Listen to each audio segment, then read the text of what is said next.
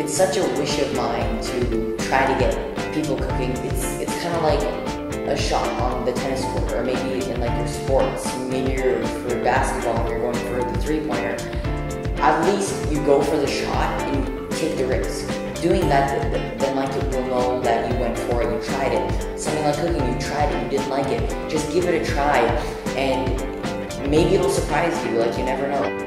I am, and I'm not, your average 14-year-old kid. I'm gonna try to take you on a journey from one thing to another.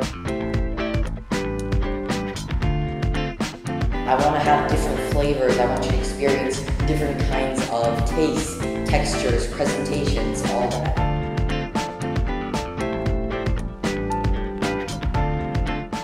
So today I'm going to spice your guys' life up, and we're going to be making a Thai coconut broth with a seared chicken breast and then a little pan-seared bok choy. And it's so good. You get this really nice creamy sweetness from the broth, and it balances out because you gotta have your protein.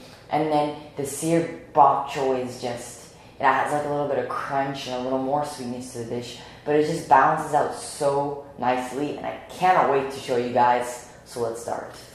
Alright, so to make this broth, all you guys are gonna need is some fresh coconut milk, soy sauce, sugar, green curry paste, garlic, lime.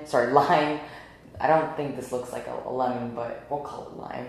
And then also some fresh basil. And now the thing that I love about this is that it's so simple to make. All you do is throw it in a pot, put it on simmer, and just let it cook away. So we're going to add our coconut milk into our pot. That's 1 can. And then we're going to add in a 1/4 teaspoon of soy sauce. Not too much, because you don't want to add a lot in there.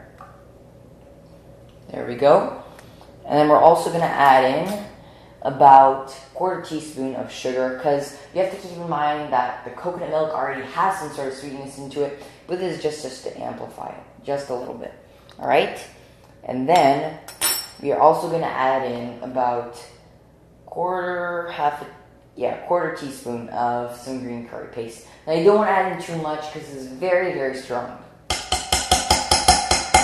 Perfect. And then what we're going to do is we're just going to chop up our garlic and our basil. Now you don't want too much, but just enough, just to kind of give it a little bit more kick and flavor. Press down, and that way it smashes everything, and then you guys can just mince that up now. Alright, I think that should be good. And then just add in a 1/4 teaspoon of some minced garlic. And while we're already chopping, we're just going to chiffonade our basil. And basically what chiffonade means is just a fancy term to cut your herb or something into ribbons. So what you want to do, grab your basil, and this is a really nice trick I learned. Bundle it up really nicely, and just kind of twirl it around a bit. And then just use the rolling motion and just chop up your basil. Alright, that should be good. Now, since it's in a broth and I don't want like little pieces to be hanging around, I'm just going to kind of chop it up a little bit more.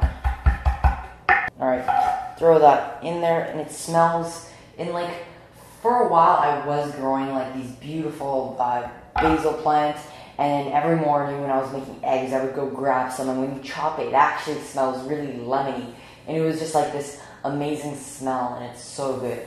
And just give this a little whisk to kind of mix it around a bit. Alright, stir that around, and now we're going to put this on our stove on low heat, because we just want to really simmer this. It's like anything when there's a lot of liquid or a broth. You just want to kind of simmer it down, let it do its thing, and just let it develop some flavor in time. Alright, so I got my chicken breast here. Before we start that, I actually forgot to put our lime juice inside our broth. Just give it about a good 1/2 teaspoon. And now it's time to season up our chicken. So we're going to use 3 different spices: salt, pepper, and a little bit of paprika to give it a little bit of spice to it, and just like to create a little bit of crust. So just add in your pepper, your salt. Finally, just kind of spring paprika. And now using your hand, just kind of toss it around a bit. Give it a little stir. Alright, so I'm going to go wash out my hands because especially if you touch chicken or any kind of proteins, you do not want to contaminate anything. So go wash your hands and then you can start up again. So what's next for me is I'm actually going to be releasing a cookbook soon, which I'm super excited about, and it's always been this huge dream of mine. Apart from that, I'm just going to keep doing what I'm doing, whether that's cooking, creating something brand new, and I'm just going to keep pursuing my love and passion for food. So before we start cooking your chicken, I'm just going to check over my broth, give it a little stir. It's nice just to stir things every once in a while. Alright, so I'm going to turn my pan on medium-high heat. And the reason why we're turning this on such high heat is so we get a really nice crust when our pan's nice and hot. So I'm going to grab my chicken and wait for our pan to heat. Alright, so I'm just going to grab some oil and put some in the pan. Don't put too much because you don't want to fry it, but then at the same time, don't put too little because then you won't get the nice crust on it. Perfect.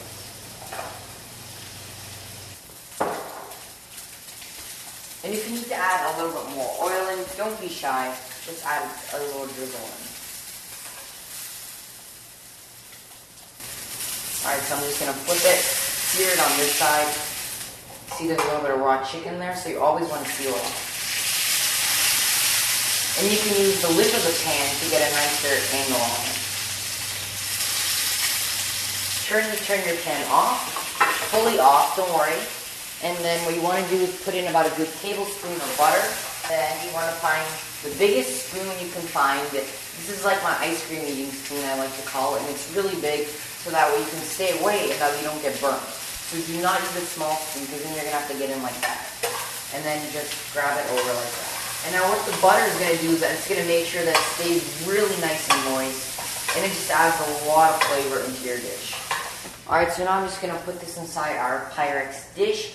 And I'm going to put this inside our oven at 450 degrees for about 5 minutes-ish, depending on how thick your chicken breast is and depending on how powerful your oven is.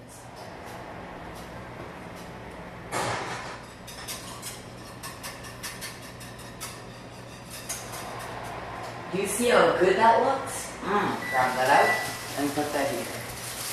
So for the final part of our dish, we're going to make a delicious kind of caramelized bok choy. So what we're going to do is, here I have our bok choy, and I'm just going to cut a few off. I don't need too many. We're going to do 2. So I'm going to take these 2 guys out,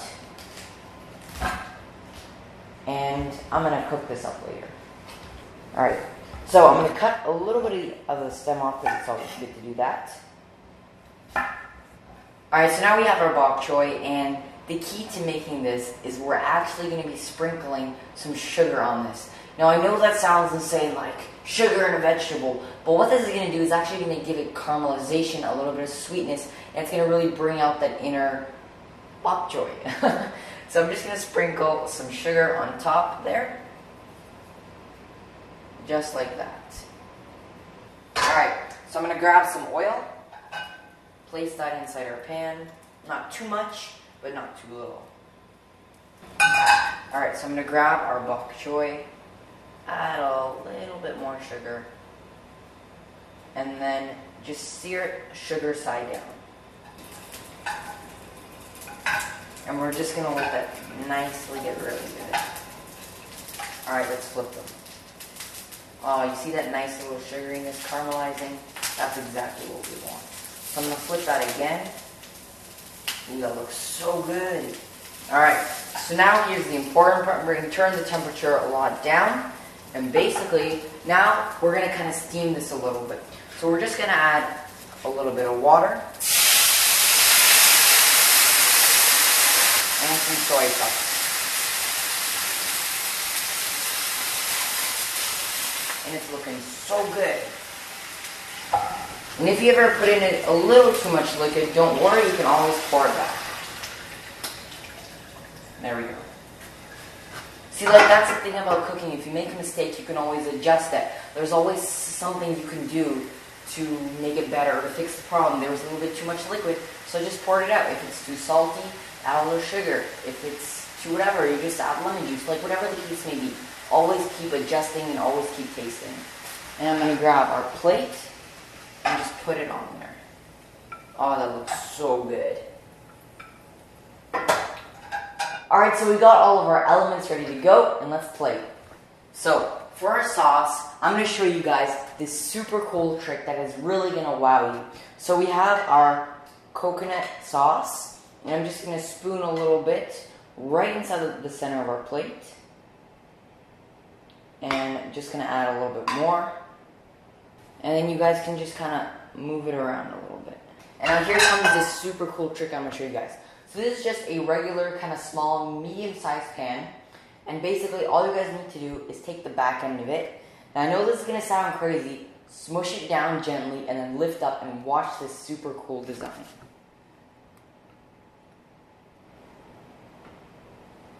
And look at that sick design. It kind of looks like a tree. And it's going to really add like this cool little element to surprise your guests or even your family. Alright, so next we're going to grab our chicken breast that we cooked earlier. It's been resting and it's really juicy and I can't wait to eat it. So we're just going to put it a little bit off to the side just so you can still see the design. Right about there. Perfect. Let's grab our bok choy and let's place that right on top of our chicken. And then the last one we're going to put right beside it. And then they can be buddies. Alright, so I got one more surprise for you guys that I saved for the end, and I kind of kept a secret, but not really. So I'm going to be making an awesome lemon foam. Now I know that sounds kind of seem like foam, but it's actually very, very simple and easy to make, and it can take your dishes to the next level. So basically all you need is soy lecithin and your imagination, because you can make anything into a foam. Orange juice, you can make lemon. I even made a chicken jus foam, and this lemon is just going to take it to a whole nother level, add some acidity, brightness, and it's going to take over the dish. So what you guys are going to need is some water, sugar, soy lecithin, and lemon juice. Specifically, it's 1/4 cup of lemon juice, 1 tablespoon of soy lecithin, that's 1 teaspoon of sugar, and 1/4 cup of water. In goes the lemon juice with your 1/4 cup of water, and then your 1 teaspoon of sugar. Perfect. Now all you want to do is take your soy lecithin and just slowly kind of put it in, and then quickly start hand blending it. And then just add the rest in, and you can see it's immediately getting foamy. And then for the finale, all you gotta do is spoon it on top, and just grab it right from the top, and just kind of let it fold over. Something just as little as a foam can make such a huge impact on your dish. And there you guys have it.